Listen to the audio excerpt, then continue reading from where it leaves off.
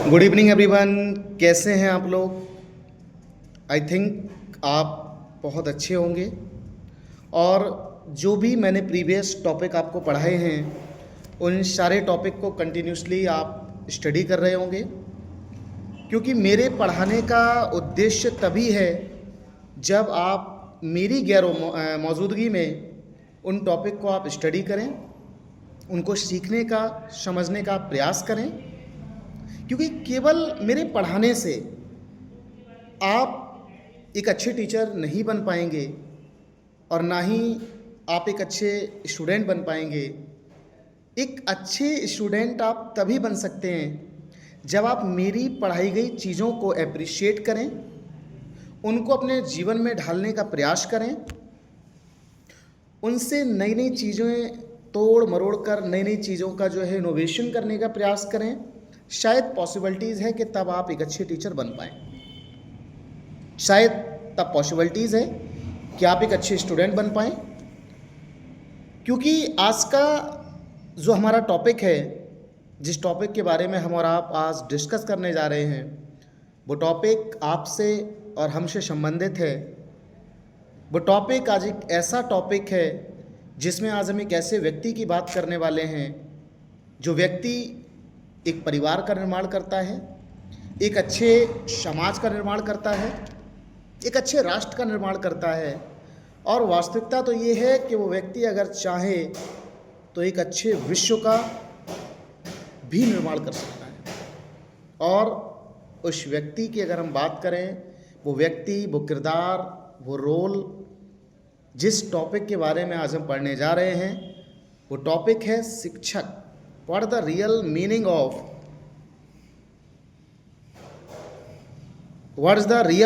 of teacher?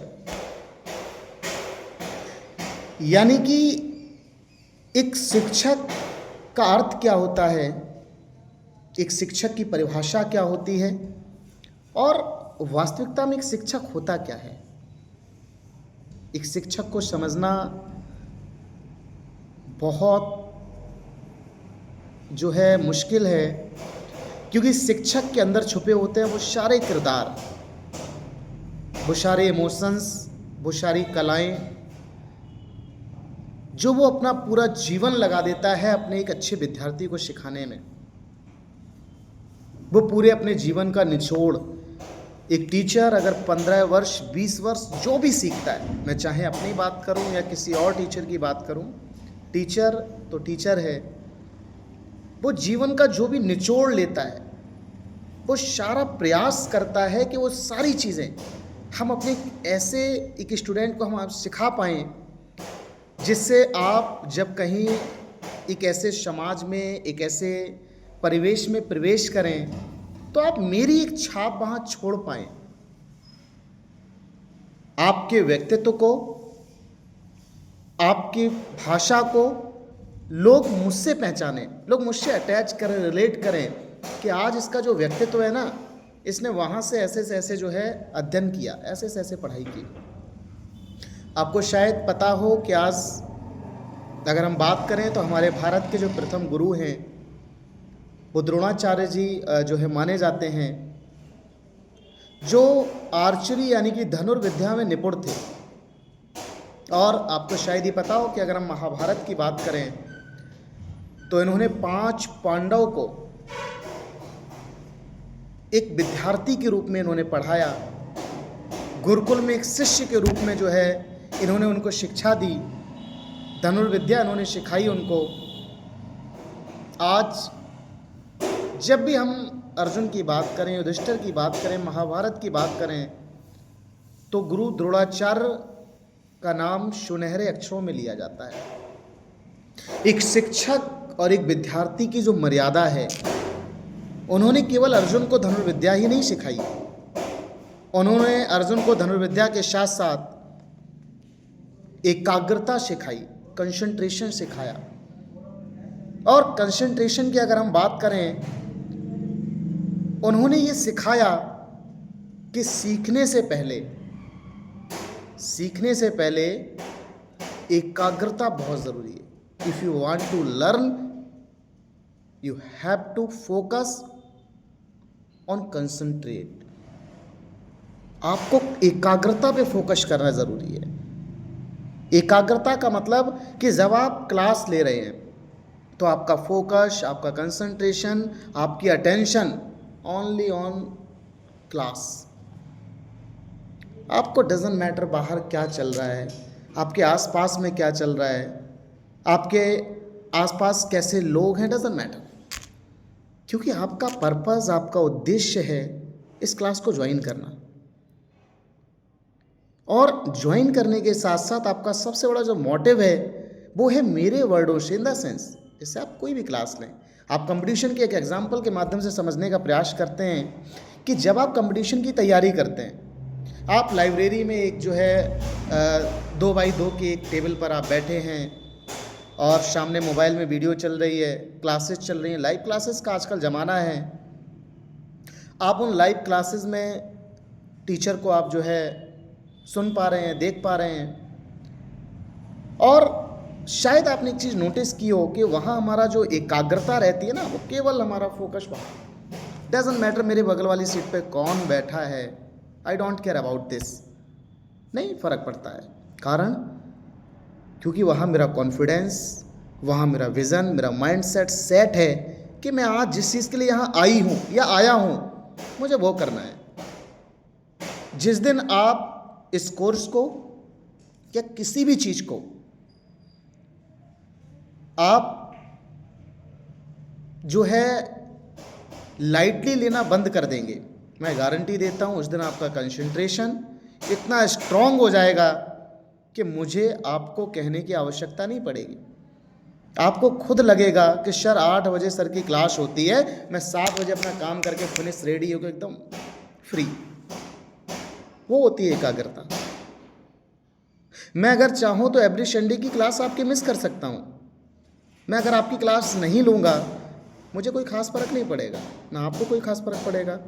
मुझे इतना message डालना है आज क्लास नहीं होगी, लेकिन मेरा कंसंट्रेशन है, मेरी एकाग्रता है, मैं दुनिया के किसी भी कोने में हूँ।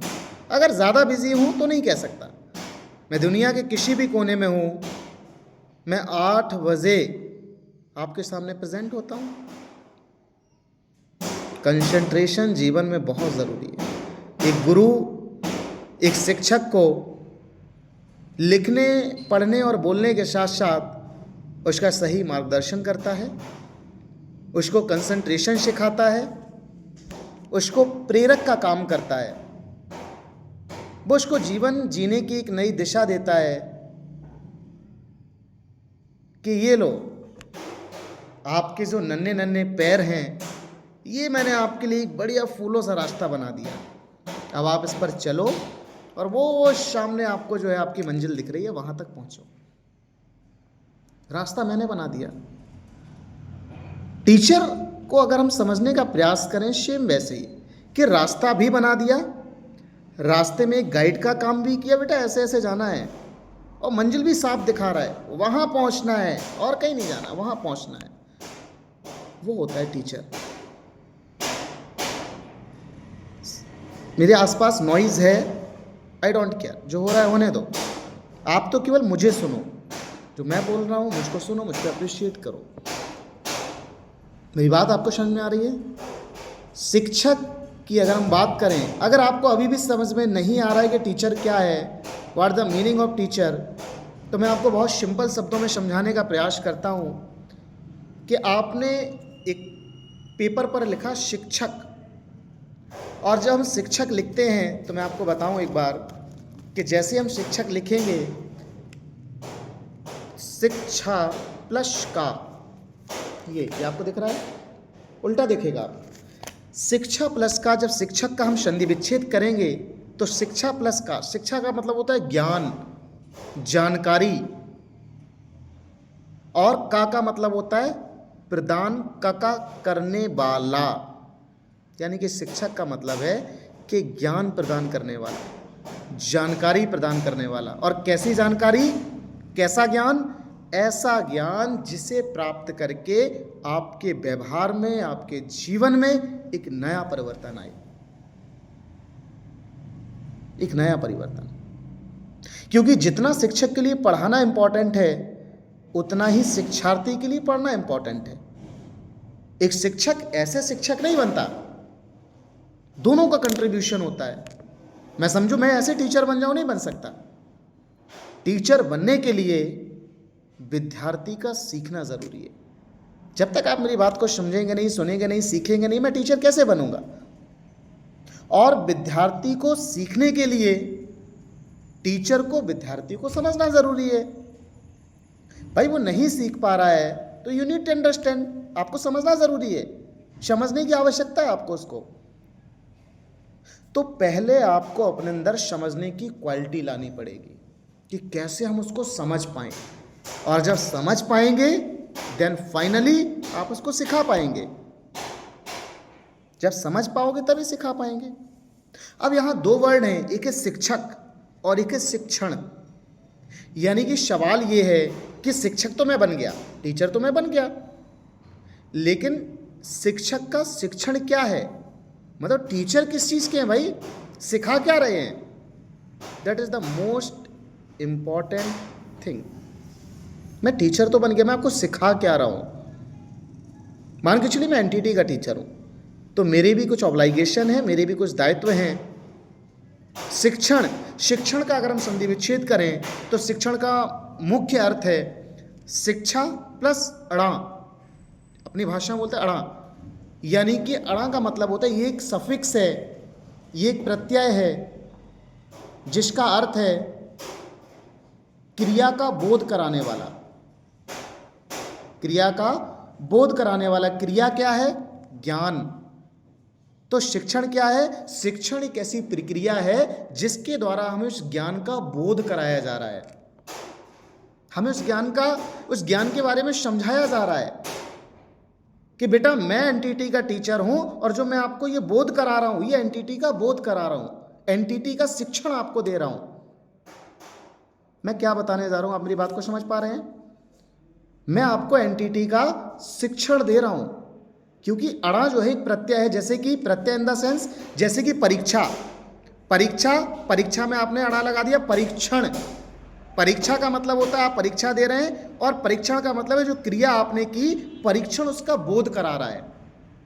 परीक्षा का परीक्षण कर रहा हूं, आप क्रिया कर रहे हैं, उसको मैं चेक कर रहा हूं, उसका बोध कर रहा हूं, दैट इज कॉल्ड परीक्षण।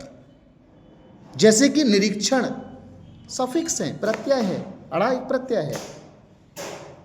जैसे कि परीक्षण है, जैसे कि निरीक्षण है, जैसे कि लेखन है, जैसे कि लेखक है, लेख कार्य, लेखक करने वाला।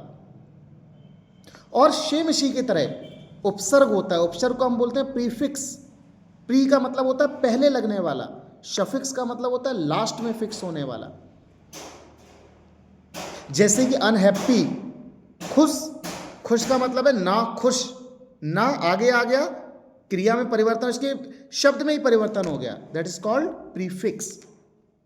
तो मैं आपको आज के टॉपिक में ये समझाने वाला था कि शिक्षक का मतलब है हमें ज्ञान और शिक्षा का बोध कराने वाला, और शिक्षण का मतलब है उस क्रिया का बोध कराने वाला।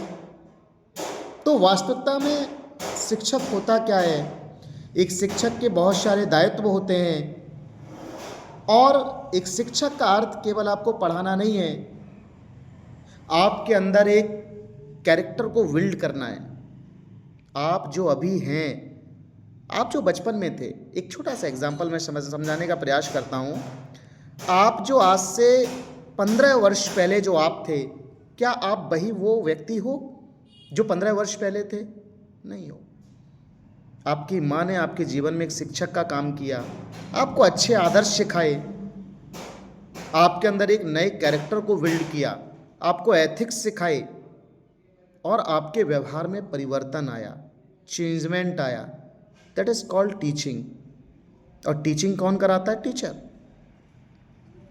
जो आपने 10वीं की, 12वीं की, कॉलेज किया, स्टडी की, ये परिवर्तन आपके जीवन में आया, तो टीचर क्या होता है कि व्यक्ति के व्यवहार में, व्यक्ति के कैरेक्टर में, व्यक्ति के ज्ञान में एक नया परिवर्तन पैदा करता है और उनके कैरेक्टर को बिल्ड करता है, बूम अप करता है, दैट इज कॉल्ड टीचर। और एक टीचर की हमारे जीवन में बहुत सारी भूमिका होती है। एक टीचर की भूमिका ये है कि वो हमें ज्ञान देता है। जैसे कि आप टीचर हैं, जैसे कि मैं टीचर हूँ, मेरा काम क्या है, मैं आपको नॉलेज भी दे रहा हूँ और नॉलेज के साथ साथ मैं आपको बार बार बूमअप भी कर रहा हूँ, पुशअप भी कर रहा हूँ, मोटिवेशन भी दे रहा हूँ, डेट्स कॉल्ड मार्गदर्शन। मैं आपके जीवन में एक प्रेरक का कार्य भी कर रहा हूँ। मैं आपको समय पर यह भी बताता हूँ कि आपने जो नोट्स बनाई है सही है गलत है, दैट इज कॉल्ड गाइडेंस। मैं आपको एक अच्छा गाइडेंस भी दे रहा हूँ। मैं आपको ये भी बताता हूँ कि बेटा ऑनलाइन क्लास में अपने माइक को म्यूट रखना है, अनम्यूट रखना, दैट इज कॉल्ड डिसिप्लिन, अनुशासन। अनुशासन भी दे रहा हूँ और मैं आपका एक अच्छा फ्रेंड भी हूँ, मैं एक अच्छा दोस्त भी हूँ। एक टीचर के अंदर बहुत सारी क्वालिटीज़ होती हैं। एक टीचर के अंदर जो है, एक टीचर की बहुत सारी भूमिकाएं होती हैं, बहुत सारे रोल होते हैं। तो अगर आप भी एक टीचर बन रहे हैं तो आपको अपने अंदर एक ऐसे रोल, एक ऐसे किरदार को लेके आना पड़ेगा कि वो, आपने देखा ना कि इत्र जो होता है ना, एक परफ्यूम जो होता है, जब हम उस परफ्यूम को अपने कपड़ों पर या अपने बॉडी पर स्प्रे करते हैं ना और 4 लोगों के बीच में जाते हैं तो लोग कहते हैं वाह कितनी बढ़िया खुशबू आ रही है। कारण, क्योंकि वो इत्र जो है ना वो अपनी महक हर जगह छोड़ देता है। और आज मैं भी आपसे उम्मीद करता हूँ कि मैं जो आपको पढ़ा पा रहा हूँ, मैं जो आपको समझा पा रहा हूँ, ये मेरा पढ़ाना एक इत्र की तरह काश काम कर पाए, जो पूरे राजस्थान, पूरे हरियाणा, जहाँ से आप मुझे देख पा रहे हैं, आप बस अगर आप अपने जीवन में इतना कहेंगे ना कि किसी ने मुझे पढ़ाया और वो मुझे समझ में आया, तो समझो मेरा पढ़ाना एक परफ्यूम की तरह काम कर गया। एक टीचर को और कुछ नहीं चाहिए। I don't have any desire, मेरी और कोई कामना नहीं है कि आप मेरी बड़ाई करें, नाम करें, ये करें, वो करें। No, I don't care. मेरा किरदार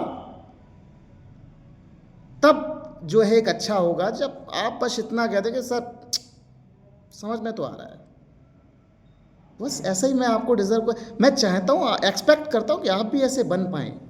जब एक बच्चा ये कहेगा कि मम्मा ये टीचर वाकई मुझे बहुत अच्छा पढ़ाती हैं, तब आपके टीचर बनने का एक आपको लगेगा, प्राउड फील होगा यार कि हाँ वाकई में जो है कोई तो, क्योंकि कोई अच्छे को अच्छा बोले ना तो बड़ा मज़ा आता है ना, ऐसा होता है। आप कोई अच्छा काम करें, कोई आपको शाबाशी दे, क्योंकि बिना मोटिवेशन के तो ये दुनिया चलती नहीं है। बिना मोटिवेशन के कुछ नहीं होता। अगर आप बोलो सर मैं बिना मोटिवेशन के क्लास ले रही हूँ, नहीं, नहीं ले रहे हो। टीचर बनना आपके जीवन में एक प्रेरक है, एक मोटिवेशन है, इसलिए तो क्लास ले रहे हो। माँ बाप आपको 8 बजे से 9 बजे का फ्री टाइम क्यों दे रहे हैं? उनके जीवन में जो है मोटिवेशन ये चल रहा है, माइंड में मोटिवेशन ये चल रहा है, मेरी बच्ची टीचर बनेगी। मोटिवेशन के बिना कोई कुछ नहीं करता। तो जब वो बच्चा आपसे बोलेगा ना कि मैम आप पढ़ाते हैं, मुझे बहुत अच्छा पढ़ाते हैं आप, ऐसा किसी ने नहीं पढ़ाया, तब आपके अंदर जो एक नई कला, एक नया जो है मूवमेंट, नई एक्टिविटीज़ जो आपके अंदर अंदर से आएगी ना, तब आपको लगेगा कि वाकई जो है ये है एक टीचर। तो मैं आशा करता हूँ कि जो आप एक ऐसे टीचर बने जो अपनी खुशबू हर जगह बिखेरें। और इसका मतलब सरकारी, गवर्नमेंट, प्राइवेट डजंट मैटर। हम आज की हमारी जो सोच है, जो मेंटालिटी है, हम एजुकेशन को एक पोस्ट और पद से जज करते हैं। नहीं, एजुकेशन, शिक्षा किसी पद की मोहताज नहीं है। मैं आपको एक बहुत अच्छी बात बताऊं, शिक्षा किसी पद की मोहताज नहीं है। अगर आपके पास एजुकेशन है तो बड़े बड़े पद, बड़ी बड़ी पोस्ट आपके आगे ज़ीरो हैं, किसी पद की मोहताज नहीं है। सावित्रीबाई फूले कल 3 जनवरी को, जिन्हें हम सुनहरे इतिहास में, सुनहरे शब्दों में उनके नाम को जो है व्याख्यान करते हैं, जिन्होंने महिलाओं को शिक्षित, प्रथम महिला शिक्षिका थी। एक बीड़ा उठाया कि महिलाओं को शिक्षित किया जाए। उन्हें कोई पद की चिंता तो नहीं थी, आज भी लोग उन्हें याद करते हैं। तो शिक्षा किसी पद की मोहताज नहीं है। ये होता है शिक्षक का एक वास्तविक किरदार। शिक्षक के बहुत सारे उद्देश्य होते हैं। एक आइडियल टीचर जो होता है ना, एक आइडियल टीचर का मतलब एक आदर्श टीचर। एक आदर्श टीचर के अंदर क्या क्या क्वालिटीज होती हैं, you need to understand first. हमें लगता है ना, लो सर हम तो बन गए टीचर, नहीं ऐसे थोड़ी बन गए टीचर, इतना आसान नहीं है। एक आदर्श टीचर के अंदर पेशेंस होना बहुत ज़रूरी है। और आपके अंदर, सर मेरी किताब नहीं आई, सर मेरी क्लास नहीं लग रही, सर इतने पैसे ले लिए अब तो मेरा कुछ नहीं हो रहा, ये धैर्य है आपका, पेशेंस है आपका, नहीं है। और मैं केवल इसकी बात नहीं कर रहा हूँ, बहुत सारी चीज़ें हैं। एक टीचर के अंदर पेशेंस होना बहुत ज़रूरी है। एक टीचर का मेहनती होना बहुत ज़रूरी है। मेहनत, जो हम 8 बजे की क्लास 9 बजे ख़त्म करके और आधा घंटा सुन के यूट्यूब पर, और यूँ फटाक से मोबाइल रखते हैं, ये वीडियो को ऑफ किया, ये इंस्टाग्राम चालू किया, ये मेहनत है हमारी। कभी हमने इस वीडियो को 2 से 3 बार सुनने का प्रयास किया? नहीं। मैं गारंटी देता हूँ, अगर आप मेरी बातों को 2 से 3 बार सुनेंगे ना, आपको एक एक चीज़ आपके जहन में बैठेगी।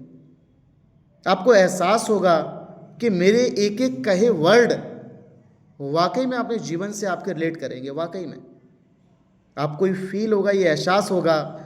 मैं वही कहता हूँ जो मैंने जीवन में देखा है, जो मैंने नोटिस किया है। मेहनती होना ज़रूरी है, बिना मेहनत के कुछ नहीं मिलने वाला। और मेहनत सही डायरेक्शन में, आपकी अगर दिशा सही है तो आपकी दशा ऑटोमेटिक सही होगी। एक टीचर का अनुशासित होना बहुत ज़रूरी है, डिसिप्लिन बहुत ज़रूरी है। डिसिप्लिन का मतलब ये नहीं कि हमारा फ्रेंड, एक टीचर स्टूडेंट फ्रेंड है तो डिसिप्लिन गायब हो गया, नहीं। Everything is important. अनुशासन होना बहुत ज़रूरी है। कब क्या बोलना है, कैसे कहना है, कैसे बैठना है, कैसे उठना है, हमारा अनुशासन इम्पॉर्टेंट है। ये क्वालिटी होनी चाहिए।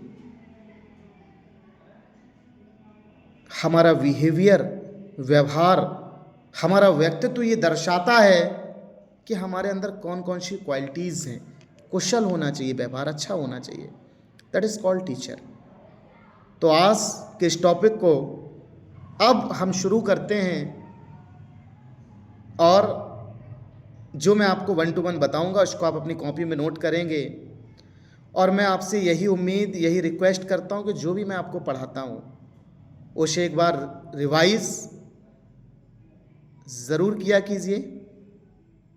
एक बार तो नोट्स अपने उठाकर ज़रूर देखो कि कॉपी में शब्द जो लिखे हैं ये चिल्ला चिल्ला के कह रहे हैं एक बार तो मुझे पढ़ो, एक बार। और एक बार पढ़ेंगे आप तो आपको समझ में ज़रूर आएगा। ऐसा नहीं है कि सर हमारी तो उम्र हो गई अब हम क्या पढ़ें, ऐसा नहीं है। पढ़ाई की कोई उम्र नहीं होती। हर एक मोमेंट, हर एक वर्ड, हर एक चीज़ हमें एक नई सिखलाई देती है। तो लिखिए, आज का जो अभी नए बच्चे ज्वाइन हुए हैं, मैं आपको बता दूं हमारा टॉपिक अब शुरू हो रहा है। तो आज का हमारा जो टॉपिक है वो है शिक्षक और शिक्षण। तो शिक्षक और शिक्षण क्या होता है? मैंने आपको बताया, शिक्षक का मतलब है ज्ञान देने वाला, और शिक्षण का मतलब है जो ज्ञान हमें मिल रहा है। तो शिक्षक क्या होता है, इसकी परिभाषा क्या होती है, इसका अर्थ क्या होता है, इसको हम लिखेंगे। तो सबसे ऊपर हेडिंग डालिए शिक्षक और शिक्षण। लिखिए शिक्षक और शिक्षण।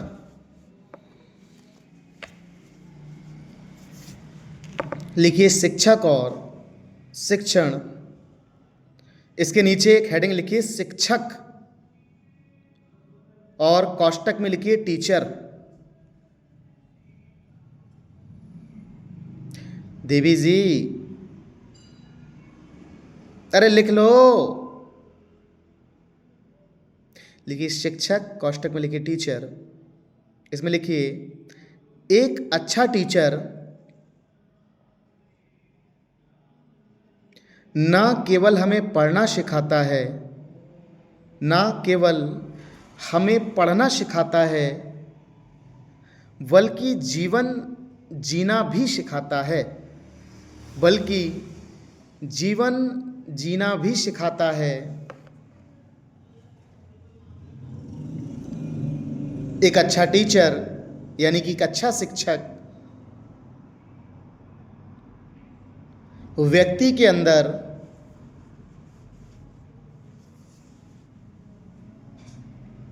ज्ञान, व्यवहार तथा एक अच्छे चरित्र का निर्माण करता है,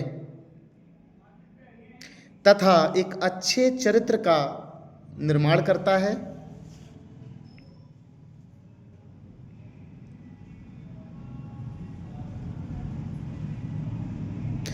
शिक्षक का अर्थ केवल सिखाना ही नहीं होता।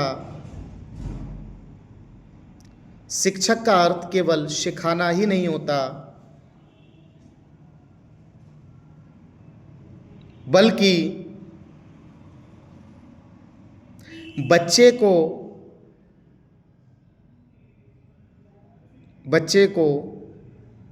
योग्य बनाना होता है, बल्कि बच्चे को योग्य बनाना होता है।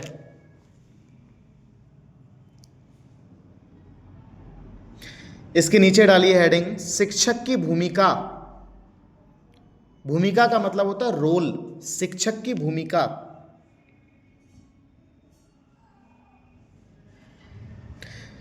जैसे कि अगर हम बात करें कि महाभारत में भगवान श्री कृष्ण की क्या क्या भूमिका थी, तो हम ये कह सकते हैं कि भगवान श्री कृष्ण अर्जुन के लिए एक अच्छे दोस्त थे, अर्जुन के एक अच्छे गुरु थे, अर्जुन के एक अच्छे सारथी थे। ये उनकी भूमिकाएं थीं।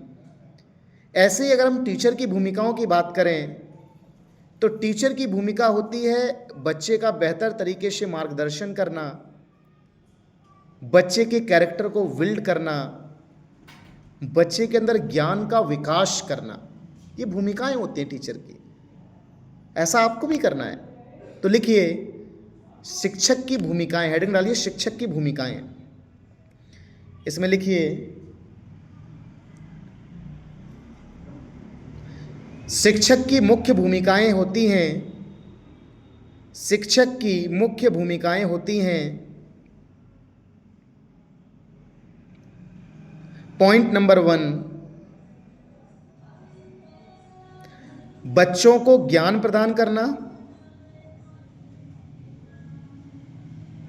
पॉइंट नंबर 2, बच्चों को बेहतर गाइडेंस देना, बच्चों को बेहतर गाइडेंस देना।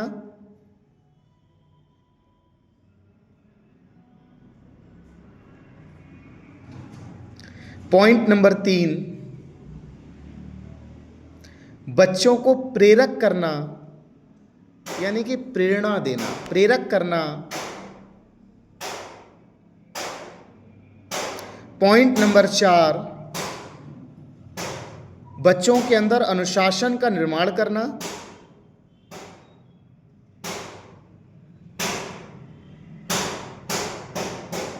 पॉइंट नंबर 5,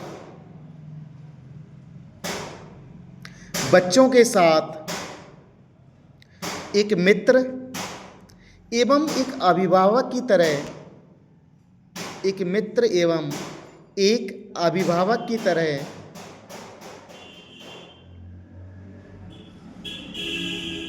बॉन्ड स्थापित करना। बॉन्ड का मतलब होता है एक जोड़, एक ऐसा जोड़ कि एक टीचर एक फ्रेंड समझ के, एक स्टूडेंट एक टीचर को फ्रेंड समझ के अपनी प्रॉब्लम भी बता पाए, और एक टीचर एक अभिभावक बनकर गलतियों पर उसके स्टूडेंट को डांट भी पाए। एक ऐसी भूमिका होती है टीचर की। ये होता है किरदार टीचर का। जब मैं इस टॉपिक को पढ़ाता हूँ, मुझे वाकई में ऐसा लगता है कि आज मैं यहाँ जो हूँ अपने टीचर की बदौलत, आप जो वहाँ हैं अपने टीचर की बदौलत। टीचर की भूमिका, टीचर का किरदार हमारे जीवन में, चाहे वो माँ हो, चाहे वो हमारे विद्यालय का टीचर हो, सब ने हमें सिखाया है। और जिसने हमें सिखाया है वो हमारा गुरु है। जिससे हम एक छोटी से छोटी, एक बड़ी से बड़ी चीज़ सीखे हैं ना, उसने हमारे जीवन में, और सीखने सिखाने की कोई उम्र नहीं होती। क्या पता एक बच्चा हमें बहुत अच्छी चीज़ सिखा दे और एक 58 साल का बुजुर्ग हमें वो ना सिखा पाए। ये बात समझ में आ रही है आपको? हर व्यक्ति हमें कुछ ना कुछ सिखाता है। तो लिखिए, अगली हेडिंग डालिए, एक आदर्श टीचर की विशेषताएं, या एक आदर्श टीचर की क्वालिटी, यहाँ विशेषताएं लिखिए, एक आदर्श टीचर की विशेषताएं।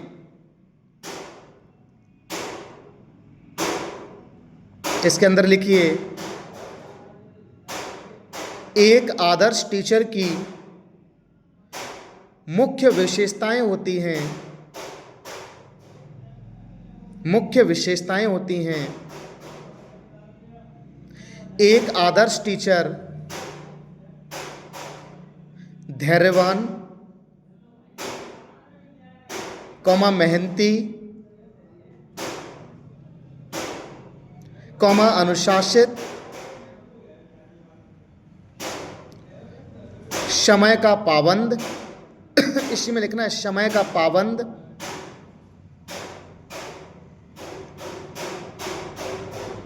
विद्यार्थी प्रेमी, यानी कि बच्चों से प्रेम करने वाला, विद्यार्थी प्रेमी, तथा व्यवहार कुशल होता है, तथा व्यवहार कुशल होता है।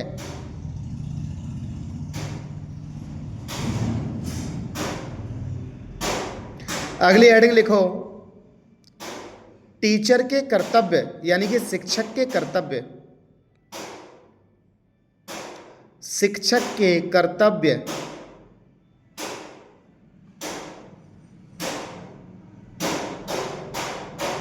अच्छा, मान के चलिए आप एक टीचर बनेंगे, तो आप मुझे बताइए कि एक टीचर के क्या क्या कर्तव्य होते हैं? बता सकता है कोई? अभी नहीं बता सकते, आप चैट में बताइएगा ज़रूर। एक टीचर के कर्तव्य क्या क्या होते हैं? सबसे पहला कर्तव्य उसका बच्चों को पढ़ाना। भाई टीचर का काम है बच्चों को पढ़ाना, तो बच्चों को पढ़ाने के पहले पहला कर्तव्य है अपनी सामग्री को तैयार करना। भाई जब सामग्री आपकी तैयार नहीं है तो पढ़ाओगे क्या बच्चों को? तो पहला है पाठ्य की योजना बनाना। फिर आपने सामग्री को तैयार कर लिया, फिर दूसरा कर्तव्य है बच्चों की समस्याओं को सुनना, समझना और उनका समाधान निकालना। ये भी तो टीचर का ही कर्तव्य है। फिर है नैतिक शिक्षा देना, क्योंकि आप टीचर हैं, आप बच्चों को ये भी शिक्षा देंगे बड़ों का सम्मान कैसे करते हैं, टीचर का सम्मान कैसे करते हैं। अगर ऐसा नहीं करेंगे तो टीचर और बच्चे का दायरा खत्म हो जाएगा। तो ये भी टीचर का कर्तव्य है, नैतिक शिक्षा देना। फिर है अभिभावक, यानी कि अभिभावकों से संवाद करना, पेरेंट्स मीटिंग, कि जो बच्चे को हम यहाँ सिखा रहे हैं वो बच्चा घर पे भी उसको फॉलो कर रहा है या नहीं कर रहा है। ये कुछ टीचर के कर्तव्य होते हैं जो एक टीचर को फॉलो करने होते हैं। तो अगली हेडिंग लिखो, शिक्षक के कर्तव्य, सॉरी अभी मैंने लिखवाया था ना, शिक्षक के कर्तव्य, है ना। इसके अंदर लिखिए पॉइंट नंबर 1, पाठ योजना बनाना,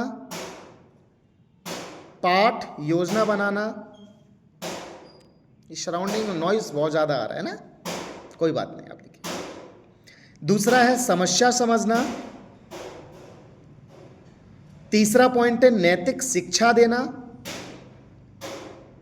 और चौथा पॉइंट है अभिभावकों से संवाद करना, पेरेंट्स मीटिंग करना।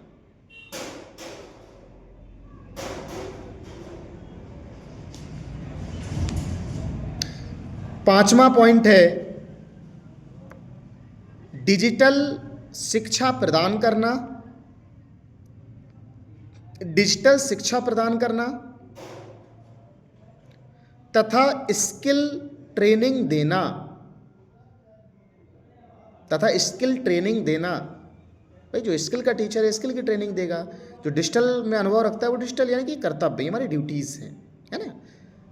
जैसे कोई ऑफलाइन पढ़ा रहा है, जैसे मैं ऑनलाइन पढ़ा रहा हूँ, तो ये सबके अलग अलग ड्यूटीज़ हैं। चलिए इसके बाद एक नीचे लाइन लिखिए,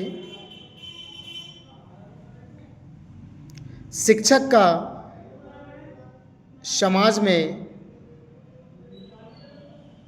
महत्वपूर्ण योगदान है, शिक्षक का समाज में महत्वपूर्ण योगदान है। शिक्षक का उद्देश्य है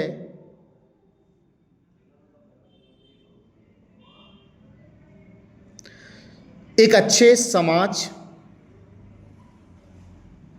तथा एक अच्छे राष्ट्र का निर्माण करना, एक अच्छे समाज तथा एक अच्छे राष्ट्र का निर्माण करना। क्योंकि टीचर जो होता है ना, जैसे कि आपने शायद सुना हो कि एक टीचर एक बच्चे को पढ़ाएगा, फिर दूसरा दूसरे को, तीसरे को, चौथे को, इस तरह से एक ग्रुप, एक चैन, यानी कि एक से एक व्यक्ति एक से दूसरे की नींव जुड़ी हुई है। मैंने आपको शिक्षा दी, आपने उसका प्रसार किया। वो कहते हैं ना, ज्ञान देने से कभी खत्म नहीं होता, बढ़ता है। जब ज्ञान बढ़ता है तो इसका प्रसार करना चाहिए, तभी तो एक अच्छा समाज का जन्म हो पाएगा, अच्छा समाज बन पाएगा। और समाज अच्छा होगा तो राष्ट्र ऑटोमेटिक अच्छा होगा। तो अगली हेडिंग आप लिखिए, अगली हेडिंग लिखिए शिक्षण। अगली हेडिंग लिखिए शिक्षण। अभी हमने बात की थी शिक्षक के बारे में, अब हम बात करेंगे शिक्षण के बारे में। लिखिए शिक्षण।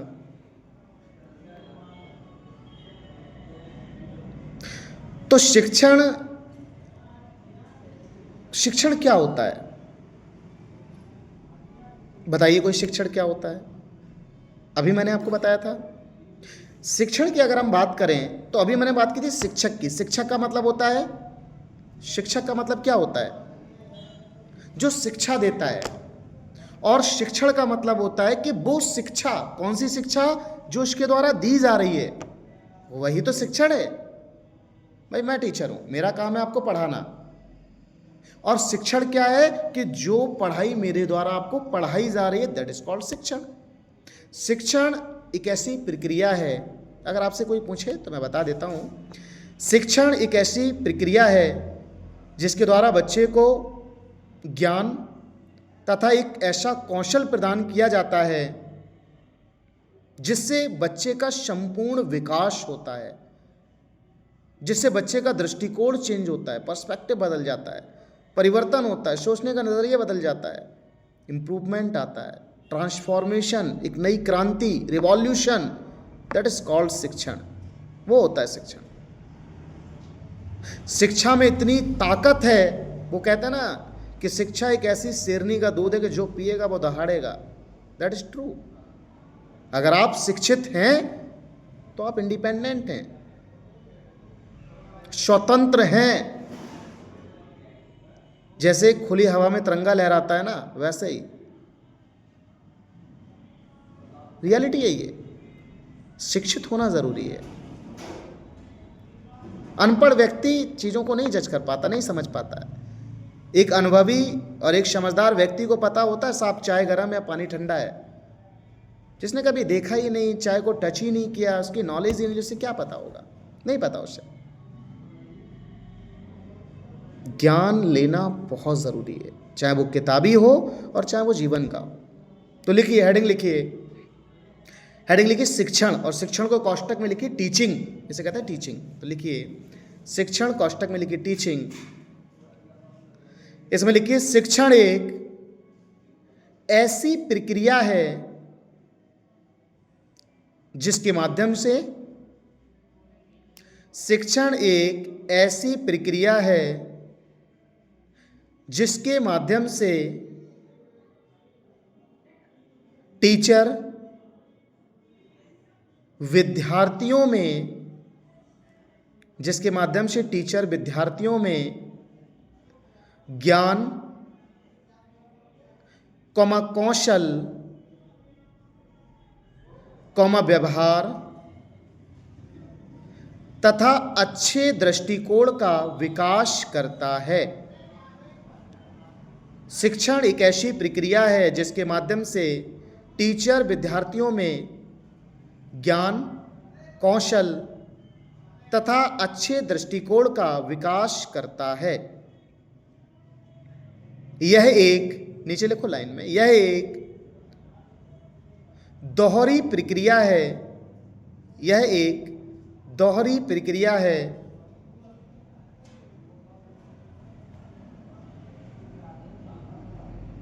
जिसमें सीखना और सिखाना शामिल है, जिसमें सीखना और सिखाना शामिल है।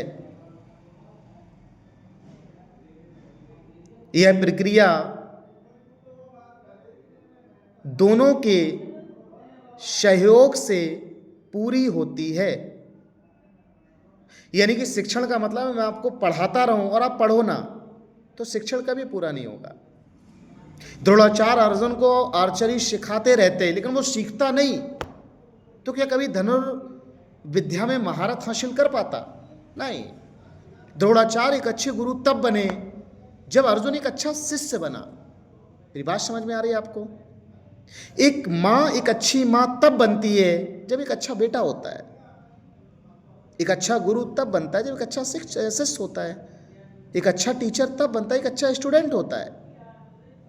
तो पढ़ाने से कई ज़्यादा इंपॉर्टेंट है पढ़ना, सिखाने से कई ज़्यादा इंपॉर्टेंट है सीखना। मैं 1000 बच्चों को मैं टीच करता हूँ, 2000 बच्चों को टीच करता हूँ, 10,000 बच्चों को टीच करता हूँ, सीख एक भी नहीं रहा, क्या फ़ायदा मेरे टीचर होने का? दोनों का कंट्रीब्यूशन टू इम्पॉर्टेंट है। तो ये एक दोहरी प्रक्रिया है जिसमें शिक्षक यानी कि सीखना और सिखाना दोनों शामिल हैं, और दोनों के शामिल होने से ही ये प्रक्रिया पूरी होती है। लिख लिया? चलिए लिखिए,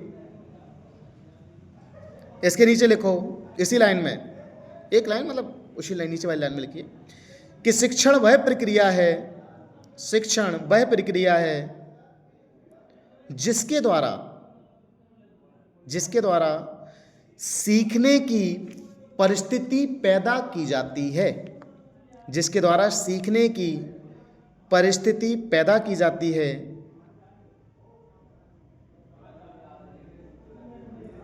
जिसके द्वारा सीखने की परिस्थिति पैदा की जाती है।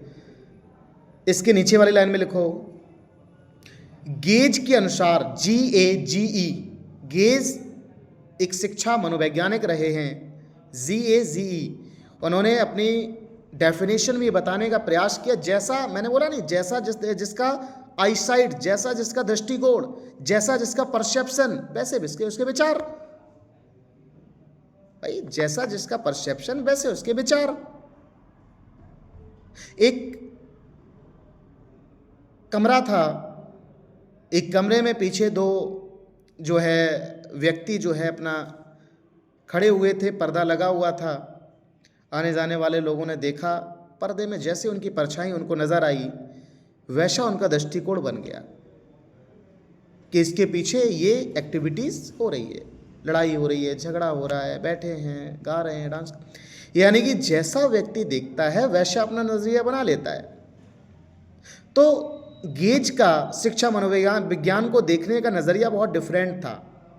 तो उन्होंने शिक्षा मनोविज्ञान को अलग नजरिए से देखा और उन्होंने अपनी डेफिनेशन दी।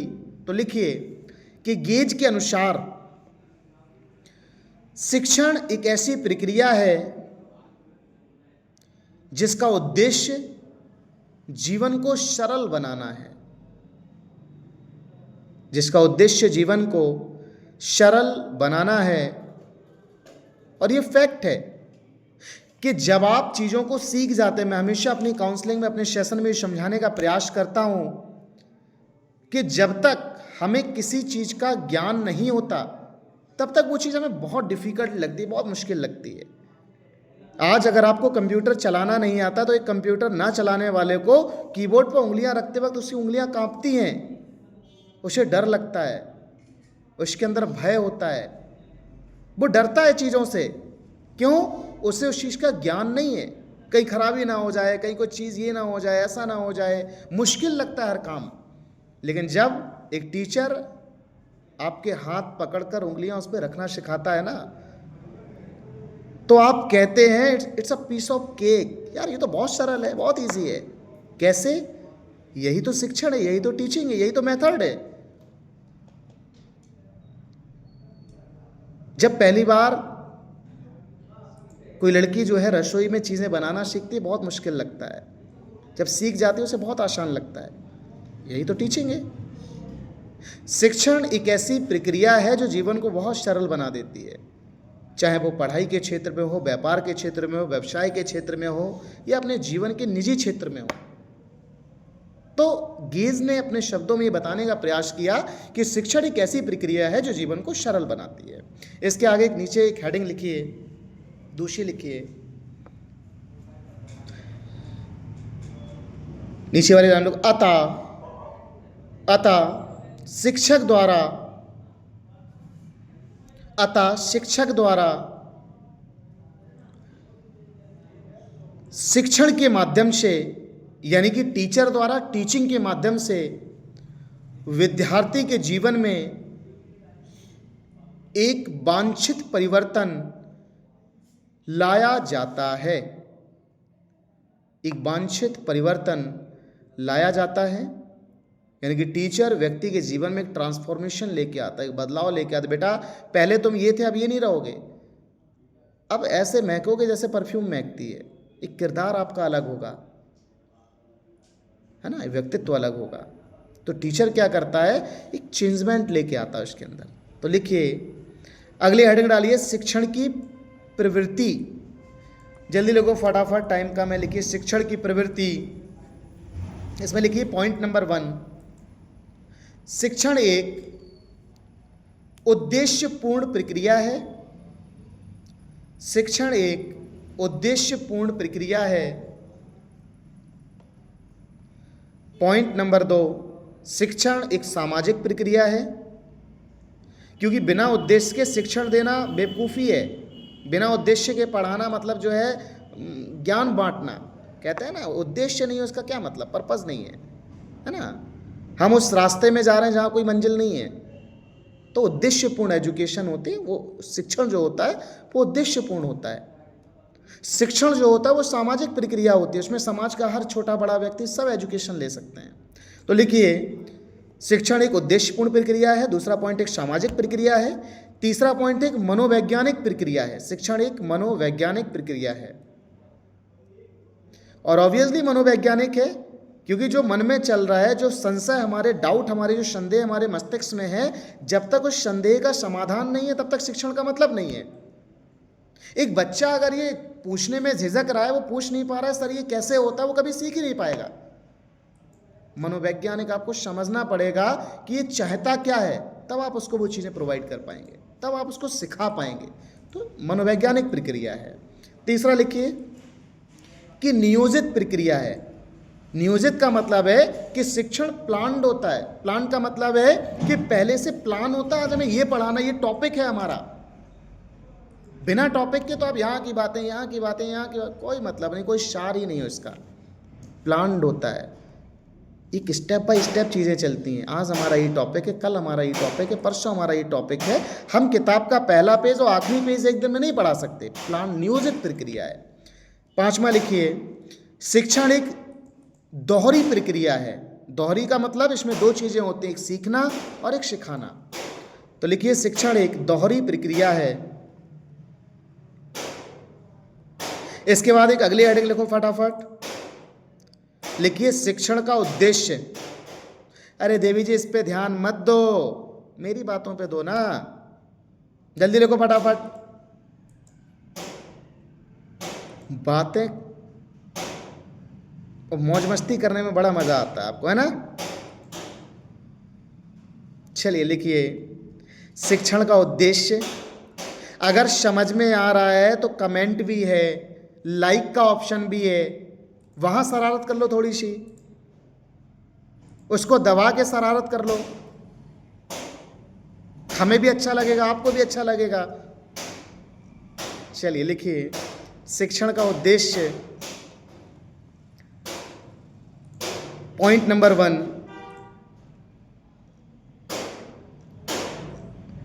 ज्ञानात्मक।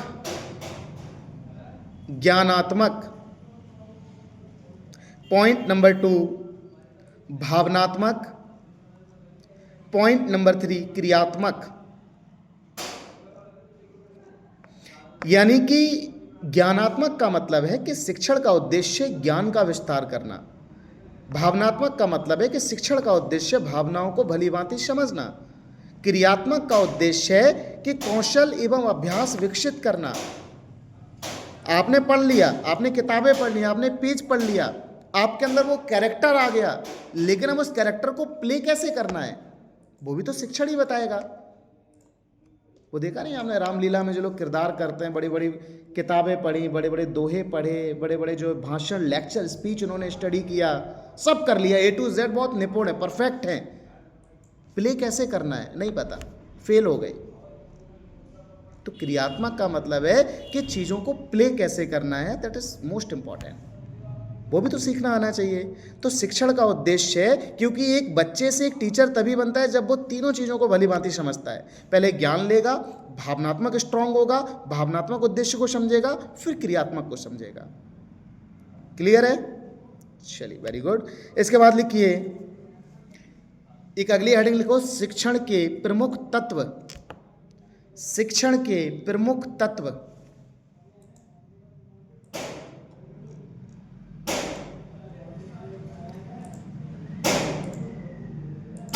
लिख लिया, शिक्षण के प्रमुख तत्व। तो शिक्षण के प्रमुख तत्व क्या होते हैं, एलिमेंट क्या होते हैं? एलिमेंट की अगर हम बात करें, जैसे हमारी बॉडी है, हमारी बॉडी भी 5 एलिमेंट से बनी हुई है, 5 एलिमेंट। वो कहते हैं ना, आग, वायु, पानी, आकाश, ऐसा कुछ है, और मुझे उसके बारे में खैर नहीं पता। तो 5 एलिमेंट से ऐसे हमारी बॉडी बनी है। ऐसे शिक्षक के एलिमेंट होते हैं, तब वो कहीं जाके, शिक्षण के एलिमेंट होते हैं, तत्व होते हैं, तब कहीं जाके शिक्षण पूरा होता है। कौन कौन से तत्वों को इकट्ठा करना पड़ता है? अच्छा मुझे बताइए, पढ़ाने के लिए किस किस चीज़ों को इकट्ठा करना पड़ेगा? तो सर आंसर है कि सर पढ़ाने के लिए सबसे पहले तो विद्यार्थी को इकट्ठा करना पड़ेगा। चलिए, वेरी गुड, पहले विद्यार्थी चाहिए, विद्यार्थी के बाद पढ़ाने की सामग्री चाहिए, भाई वो भी ज़रूरी है, पाठ्य वस्तु चाहिए, शिक्षण का मेथड चाहिए, और सबसे ज़रूरी है कि पढ़ाने के लिए टीचर भी तो चाहिए। भाई टीचर ही नहीं होगा, पढ़ाएगा कौन? तो ये सारी चीज़ें जो एक शिक्षण को पूरा करने में जिन चीज़ों की आवश्यकता होती है उन्हें हम कहते हैं एलिमेंट, यानी कि तत्व। तो लिखिए, शिक्षण के तत्व, हेडिंग लिखिए, शिक्षण के तत्व। इसमें लिखिए, शिक्षण के प्रमुख तत्व हैं, शिक्षण के प्रमुख तत्व हैं जिनके द्वारा शिक्षण को पूरा किया जाता है। जैसे जैसे शिक्षक, कॉमा विद्यार्थी, कॉमा पाठ्य वस्तु, कॉमा शिक्षण विधि, कॉमा शिक्षण सामग्री, कॉमा मूल्यांकन। मूल्यांकन का मतलब है जो आपने किया और जो मैंने कराया उसका रिजल्ट भी तो आना चाहिए। मैं जो आपको पढ़ा रहा हूं इसका रिजल्ट कहाँ आएगा बेटा? नहीं, पेपर में नहीं आएगा, कमेंट बॉक्स में आएगा। जो मैंने आपको पढ़ाया है अगर समझ में आ रहा होगा, इसका रिजल्ट कहाँ आएगा? कमेंट बॉक्स में, कि सर बड़ा मज़ा आया, बहुत बढ़िया, बेस्ट। मेरी बात, जितने बच्चे वीडियो देखेंगे सारे बेस्ट लिखेंगे, वही तो मेरा रिजल्ट है ना? तो मैं देखूंगा आज अपना रिजल्ट कैसा आ रहा है। मेरा रिजल्ट, मेरे भी एग्ज़ाम चल रहे हैं ना ये, मैं भी अपना रिजल्ट चेक करूंगा क्लास के बाद। जिसका ज़्यादा बेस्ट होगा ना, मतलब जिसके कमेंट ज़्यादा होंगे बेस्ट, वही मेरा रिजल्ट है। तो रिजल्ट भी ज़रूरी है, शिक्षण सामग्री भी ज़रूरी है, पाठ्य वस्तु भी ज़रूरी है, सारे एलिमेंट हैं। इस बार बेटा अगली हेडिंग लिखो, जल्दी लिखिए, फटाफट लिखिए, शिक्षण की विधियाँ। शिक्षण की विधियाँ, अच्छा अब विधियों का मतलब है कि शिक्षण कितने मेथड से दिया जाता है। तो एक तो बोलकर, तो लिखिए, पहला पॉइंट है व्याख्यान विधि, व्याख्या करके, डिफाइन करके, कहानियों के माध्यम से, गानों के माध्यम से, गीत के माध्यम से, रीम्स के माध्यम से, व्याख्यान विधि। ठीक है? अच्छा आपको मेरी बात समझ में आ रही है ना? अरे आ रही है तो यस लिखो ना। दूसरी विधि है प्रश्न उत्तर विधि, जो मैंने आपसे किया अभी। मैंने आपसे पूछा समझ में आ रहा है, आपने बोला यस सर, इसे बोलते हैं प्रश्नोत्तर विधि। पहला है व्याख्यान विधि, दूसरा लिखिए प्रश्नोत्तर विधि। कभी कभी प्रश्न पूछकर भी बच्चे की बात को सुना जाता है और अपनी बात को कहा जाता है, तो ये भी एक मेथड है। तीसरा है क्रियात्मक विधि, जो ये लिख रहे हो ना फटाफट, जल्दी जल्दी जल्दी जल्दी, ये क्रिया है आपकी, दैट इज कॉल्ड क्रियात्मक विधि। यही तो कर रहे हैं आप, क्रियात्मक विधि। चौथा लिखिए खेल विधि, और खेल विधि एनटीटी वाले बच्चों के लिए बहुत इंपॉर्टेंट है ना। खेल खेल में चीज़ों को सिखाना है, पढ़ाई को मुश्किल भी बनाना है और आसान भी बनाना है ना। सीखना भी और सिखाना भी है, पढ़ना भी और पढ़ाना भी है। तो खेल विधि जो होती है वो बच्चों के लिए मुख्यतः यूज़ की जाती है। और खेल विधि यानी कि बच्चों के मेथड के लिए और भी बहुत सारे मेथड है, मैं आगे आपको समझाने का प्रयास करूंगा, जैसे कि मॉन्टेसरी विधि है, जैसे कि किंडरगार्टन विधि है। तो मैं अगली क्लास में आपको ये सारी चीज़ें 1 to 1 बताऊंगा, ठीक है। तो लिखिए खेल विधि एवं कहानी विधि। कहानी विधि लिख लिया। एक अगली हेडिंग लिखिए, अगली हेडिंग लिखिए, लिखिए शिक्षण में शिक्षक की क्या भूमिका है। लिखिए शिक्षण में यानी कि टीचिंग में टीचर की क्या भूमिका है। अच्छा, टीचिंग में टीचर की भूमिका क्या है, ये हम ऐसे समझने का प्रयास करेंगे। मान के चलो मैंने आज का टॉपिक आपको पढ़ाया, मैं टीचर हूं और ये पढ़ाना मेरा शिक्षण है, तो इसमें मेरी भूमिका आपको क्या नजर आई? मेरी भूमिका नजर क्या आई आपको? मेरी भूमिका ये नजर आई है कि मैं आपको पढ़ा भी रहा हूं, यानी कि सिखाना पढ़ाना मेरी भूमिका है। मैं आपका मार्गदर्शन भी कर रहा हूं, ये भी मेरी भूमिका है। अगर आपको कोई चीज़ समझ में नहीं, मैं उसको दोबारा रिपीट भी तो कर रहा हूं, आपको बार बार बोल भी रहा हूं, यानी कि आपके लिखने में हेल्प कर रहा हूं। तो सहायता करना मेरी भूमिका है। योजना बनाना कि बेटा अब ये लिखना है, इसके बाद ये लिखना है, इसके बाद योजना भी मैं बना रहा हूं। तो ये मेरी भूमिकाएं हैं जिसे मैं पढ़ाने में रोल प्ले कर रहा हूं। जब आप भी टीचर बनेंगे आप भी ऐसा करेंगे। तो लिखिए शिक्षक की शिक्षण में अनेक भूमिकाएं होती हैं। शिक्षक की शिक्षण में अनेक भूमिकाएं होती हैं, जैसे पढ़ाई के साथ साथ बच्चों का मार्गदर्शन करना, बच्चों को सहायता प्रदान करना,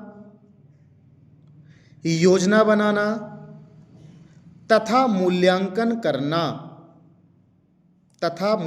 करना। लिख लिया? चलिए एक अगली हेडिंग लिखिए, लास्ट हेडिंग है, लिखिए शिक्षक के सफलता के कारक।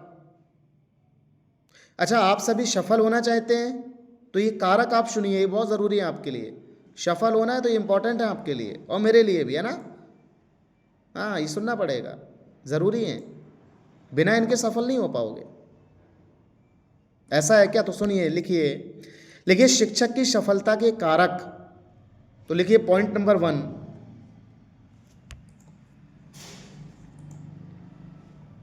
पॉइंट नंबर 1, शिक्षक की सफलता का पहला कारक है अच्छा शिक्षण प्रदान करना। अच्छा शिक्षण प्रदान करना यानी कि जो आप पढ़ा रहे हैं वो अच्छा होना चाहिए। दूसरा पॉइंट है शिक्षण के बेहतर तरीके, यानी कि मेथड बहुत अच्छी होनी चाहिए, तरीके समझाने के बताने के अच्छे होने चाहिए, है ना। तीसरा है इंटरेस्ट ऑफ चाइल्ड, बच्चे का इंटरेस्ट भी तो पता करना है भी या नहीं है ना, इंटरेस्ट ऑफ चाइल्ड। चौथा है अनुकूल वातावरण और पांचवा है प्रभावी मूल्यांकन। प्रभावी मूल्यांकन का मतलब है कि मूल्यांकन ऐसा होना चाहिए, सही है तो सही है, गलत है तो गलत है ना। प्रभावी मूल्यांकन, इफेक्टिव मूल्यांकन। लिख लिया? तो देवी जी, आज का जो हमारा टॉपिक है वो यहीं शुरू नहीं है, समाप्त होता है। अब हम मिलेंगे अगली क्लास में एक अगले टॉपिक के साथ, अगले रविवार को। तब तक के लिए आप इस टॉपिक को स्टडी कीजिए, नोट कीजिए, और जो भी आपको समझ में नहीं आया तो मैं आपको बता दूं कि ये रिकॉर्डेड क्लास है। अगर आपकी कोई मीनिंग, कोई वर्ड, कोई चीज़ छूट गई है, मिस हो गई है, आप उसको जो है रिवर्स कीजिए, वीडियो को रिवर्स करो, दोबारा से सुनो, और जो मिस हो गया उसको दोबारा से नोट करो। ऐसा नहीं सर मेरा तो नोट ही नहीं हो पाया, रिकॉर्डेड क्लास है। मैंने आपके लिए सुविधा जो है अलग से मैंने रिकॉर्डेड क्लास में इसलिए कर रहा हूँ ताकि लाइव में कभी कभी जो है कनेक्शन डिस्कनेक्ट हो जाता है, मेरी आवाज़ आप तक नहीं पहुँच पाती है। ये सुविधाएं आपके लिए हैं, तो आप उसको रिवर्स कीजिए, वीडियो को देखिए और वहाँ से फिर चीज़ को अपना नोट कीजिए। जैसे मैं प्रीवियस क्लास में मैंने आपको 5 क्वेश्चन बताए थे, इस क्लास में भी मैं आपको 4-5 क्वेश्चन बता के जा रहा हूँ, उनका आंसर मुझे आप कमेंट में देंगे और अपनी कॉपी में नोट करेंगे, और बढ़िया से नोट्स जो भी मुझे बनाकर भेजेगा उसके नोट्स को मैं अपने यूट्यूब चैनल पर पोस्ट करूँगा और आपको नोट्स वहीं मिलेंगे। ठीक है, डन। चलिए तो लिखिए 4-5 क्वेश्चन मैं आपको नोट करा रहा हूँ, लिखिए।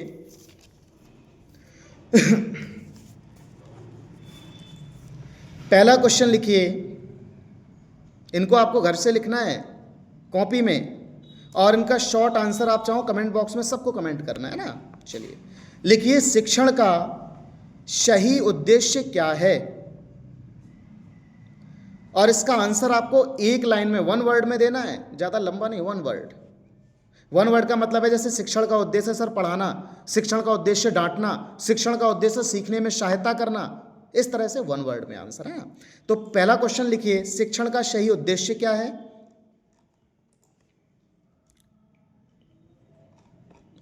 दूसरा क्वेश्चन लिखिए कि शिक्षण एक ऐसी प्रक्रिया है, शिक्षण एक ऐसी प्रक्रिया है जो सीखने को सरल बनाती है। शिक्षण एक ऐसी प्रक्रिया है जो सीखने को सरल बनाती है। यह कथन किसका है, यह कथन किसका है। तीसरा क्वेश्चन लिखो, शिक्षक की महत्वपूर्ण भूमिका क्या है, शिक्षक की महत्वपूर्ण भूमिका क्या है। नीचे वाली लाइन में 4 ऑप्शन लिखो, 4 में से एक ऑप्शन आपको कमेंट बॉक्स में लिखना है जो सही हो। तो 4 ऑप्शन मैं आपको बता रहा हूं। पहला ऑप्शन है इसका दंड देना, यानी कि पनिशमेंट करना, लिखिए दंड देना। दूसरा ऑप्शन है पाठ पढ़ाना। तीसरा ऑप्शन है मार्गदर्शन करना, और चौथा ऑप्शन है उपस्थिति लगाना। तो 4 में से एक आपको 1 जो है ऑप्शन चूज करना है जो सही हो, है ना, और कमेंट बॉक्स में लिखना है। चलिए चौथा क्वेश्चन लिखिए, शिक्षण की प्रकृति कैसी होती है, यानी कि शिक्षण कैसी प्रक्रिया है, शिक्षण कैसी प्रक्रिया है। अगर आपको इसका आंसर समझ में नहीं आ रहा है तो मैंने वीडियो में अभी बताया पूरी क्लास में, रिवर्स करो, वीडियो देखो, फटाफट आंसर ढूंढो, फटाफट कमेंट करो, है ना। चलिए, वैसे तो आप बहुत इंटेलिजेंट हैं और मुझे पता है आप इसका आंसर ज़रूर देंगे, और जो भी आंसर देगा सही आंसर, उसके कमेंट को ना मैं लाइक करूँगा, है ना। चलिए, सभी का आंसर आने चाहिए, मैं वेट करूँगा। एक लास्ट क्वेश्चन लिखिए, उसके बाद क्लास को डी एंड करेंगे।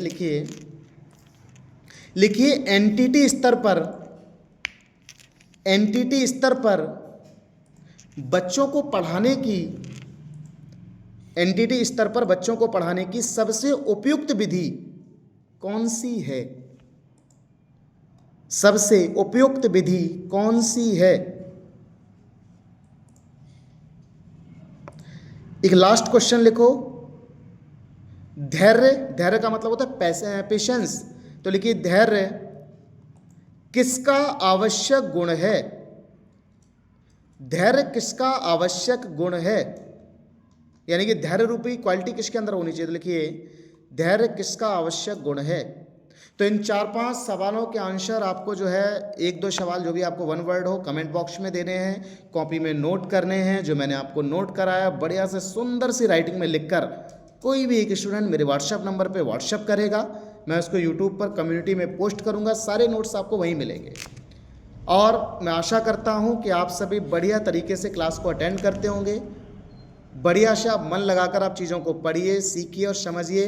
अगर आप मेरी बात को ध्यान से अप्रिशिएट करेंगे, आपको सारे टॉपिक ऐसा लगेगा it's a piece of cake, बहुत ईजी है और वाकई में ईजी है। देरी सिर्फ सुनने और समझने की है। ये बात समझ में आ रही है आपको? चलिए, तो आज का टॉपिक यहीं डी एंड होता है और आज के लिए अलविदा। मिलते हैं अगले रविवार को अगले क्लास में किसी नए टॉपिक के साथ। तो good night, good night, good night, good night everybody. Good night, good night, good night, good night, good night, good night, good night, good night.